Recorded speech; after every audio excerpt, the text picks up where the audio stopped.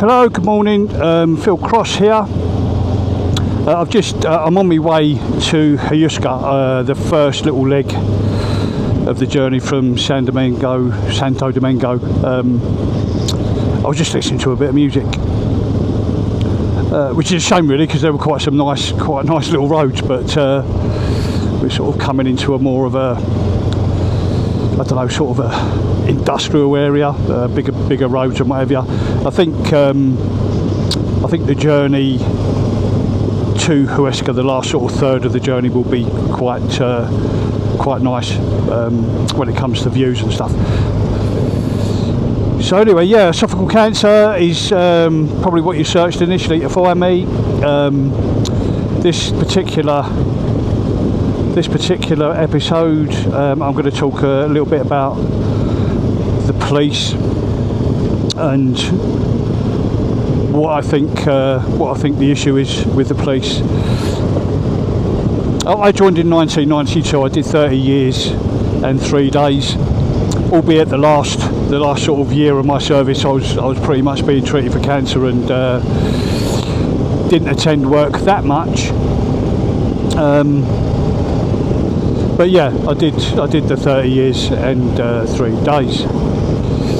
So when I joined in 92, the process for learning then was basically you did what was called street duties, and I'm not entirely sure that I even do that anymore. The way that training has changed so much, there's a very strong possibility they don't do it anymore. They do it in sort of segments, and it's just bollocks.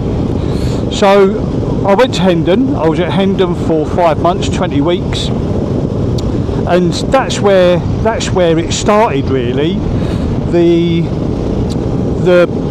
process of Hendon residential police training has gone, and I think that's the one of the sort of catalysts, if you like, that's brought policing to its fucking knees, because the instructors there were experienced police officers that went there on they applied to go there for a couple of years as a trainer.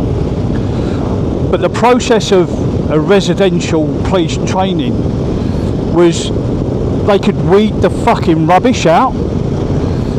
And I've got no names, no pack drills. I'm not mentioning any names or whatever. If you recognise this to be you, fucking own it, because you're a twat. So we were 4 weeks into training. This is an example of how the examiners were in a position to weed out the shit. 4 weeks into training, there was a guy on my intake, bit of a strange one, to be fair. But what was happening was, as it turned out, when we were doing training, so for example, we did fixed penalty notices, so parking tickets and shit like that, around the Hendon complex, doing that kind of thing. And then what this guy would do was load up his car, which was obviously in the car park, with his tunic, because we wore tunics back then, his helmet and whatever, and then go out at night and put tickets on cars. Right? But, we haven't finished our training yet, but he'd sort of, as far as he was concerned, he was training himself. And it all come to light, it all come to notice, because we did section 1 stops, pace, stop and search. And we did the lessons on that, and then the fucking retard put his stuff in his car and went to Hackney and was stopping and searching people in Hackney. And of course, from that, there was a couple of complaints made, and it all come back, well, who the fuck's this geezer, because he doesn't even work now. And it all come to light, and they were able to fuck him off, basically, because he was a liability. And that's what I'm saying to you, that Hendon was the place, first and foremost, where experienced police officers could sort the wheat from the chaff before letting it go on to the next phase, which was when you got posted to your borough. When you went to borough, it was either street duties, which was a 10-week course, a group of you, with a couple of instructors,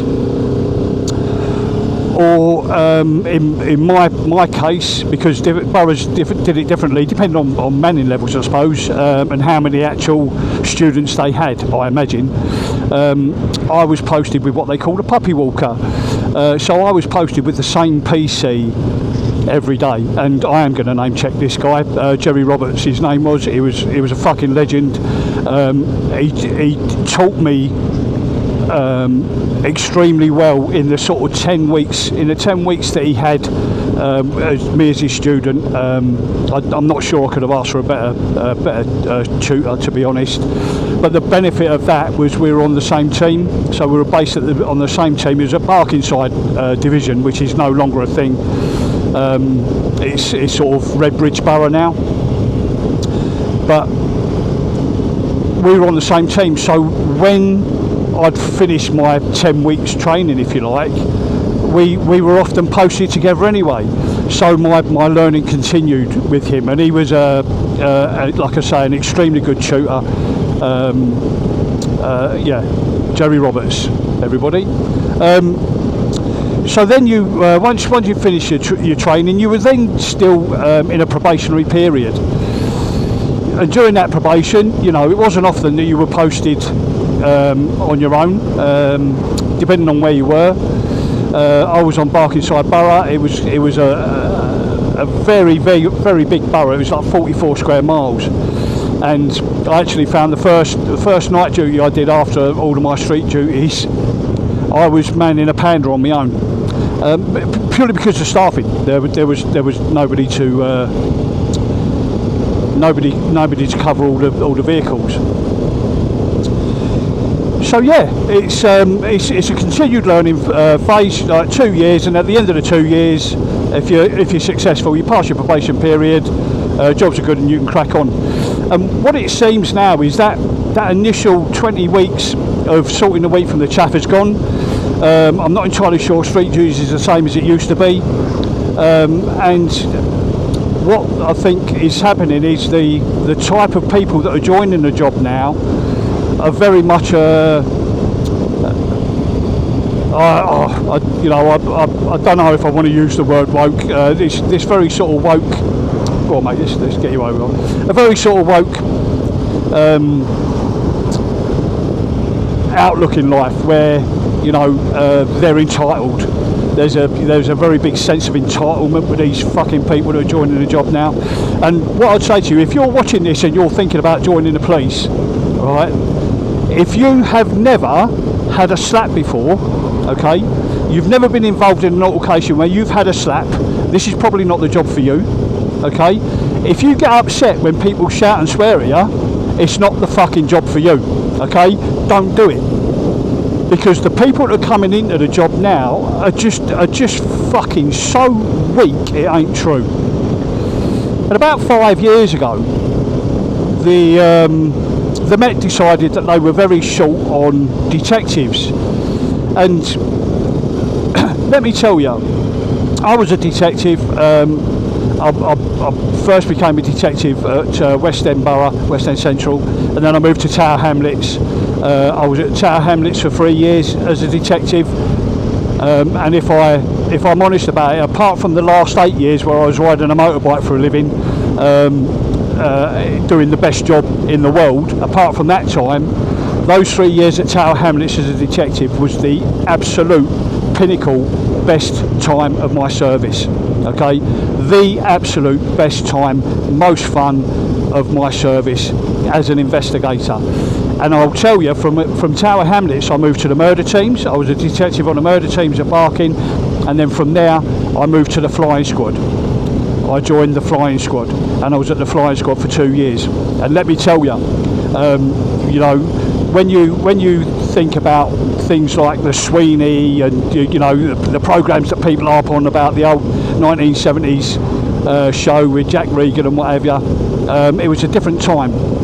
It was a different time. That's when coppers had to go out there and get in amongst it, and have things like snouts and stuff to get the job done, and actually fucking knock on doors. The flying squad of today are a bunch of cunts, let me tell you. And if you're in the flying squad now, I don't apologise for that. I was there for 2 years and I've never worked with a bigger set of cunts in my life. They think that they are the absolute best in the job, and they fucking ain't. They ain't. Simple as that. So that's my view, and I moved from the flying squad to the surveillance teams in order to become a 4-2, a surveillance motorcyclist, because that was what I wanted to do. So a detective, the best, or the hardest, I'll say, the most difficult job, the hardest job in the Metropolitan Police is to be a detective on borough, and that is bar none, absolutely bar none. It is the hardest job to do because your workload is so fucking incredibly high. You've got fucking jobs going to court, you've got people being nicked, and in the bin you've got to deal with, you've got crimes that you're investigating, you've got hold-ups with fucking forensics. It is just a nightmare. It is a juggling job that is just incredible, and I will always doff my cap to a detective who's working on borough, because you are, having been there myself, you are the best.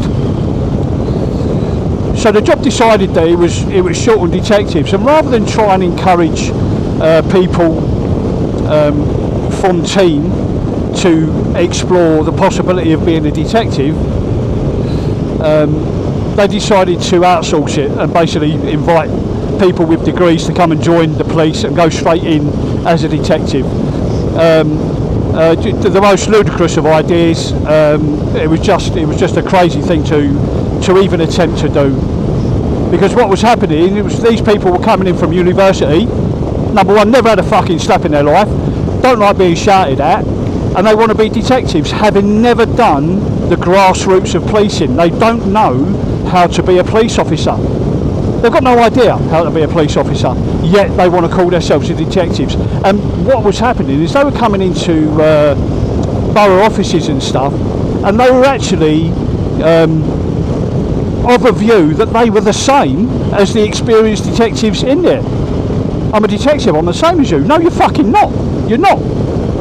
You didn't earn the rank, okay? Every one of those detectives in there before you earned the rank. They learned how to be a police officer, and then they learned how to be a detective, and they earned it. You just come in straight from fucking school and decided this is what you want to do. Been watching too much Columbo. So that was the problem. And then what was happening on top of that was, after about a year or so, they're thinking, do you know what, this is fucking quite hard, I don't fancy it, and they were leaving, just leaving in droves. I think they probably lost about 70% of the original people that joined in the first place, and it was almost like they've decided to come in to have something to put on their CV. And what is happening is, as a result of that, most recently they decided to rotate experienced detectives from specialist roles back to borough. Okay, now this is the thing. When you become a borough detective and you've got aspirations to do something else, whether it be the flying squad, whether it be the murder teams, or whatever it may be that you want to do, when you've got those aspirations, you work hard. You do what you need to do in terms of gathering evidence about your ability, and then when the job's advertised, you apply for it, and then you go for that job, and there's five spaces, and there's 20 of you applying, and you get interviewed, and you have to pass all of those processes, and if you're lucky, you get offered the job, and happy days, you can move on. You're moving on to a specialist role, and then more often than not, a specialist role would involve some form of extra training. So I'll use the flying squad as an example. We had to be trained in firearms, and we had to be trained in surveillance. That's a lot of money, okay? So whatever specialism the detectives went into, say for example you went into the murder teams, you could become an advanced exhibits officer. Again, it's an expensive bit of training. So when they were moving these people back to borough, they were, number one, removing somebody that they'd spent a lot of money on training to do a specialist role, and essentially putting them back to where they started. And you can't imagine the impact that has on morale.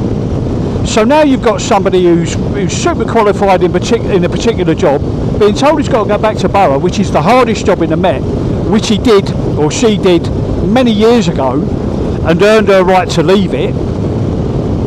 And they're expecting them to fucking be happy about it. They're expecting them to hit the road running and want to be there. No, they fucking don't. They don't want to be there. And then what's happening is people are resigning or transferring to other forces. So now other forces are reaping the benefits of all the money the Met spent on the training for this particular officer, because they're applying for the jobs that the other constabularies don't have to pay the training for.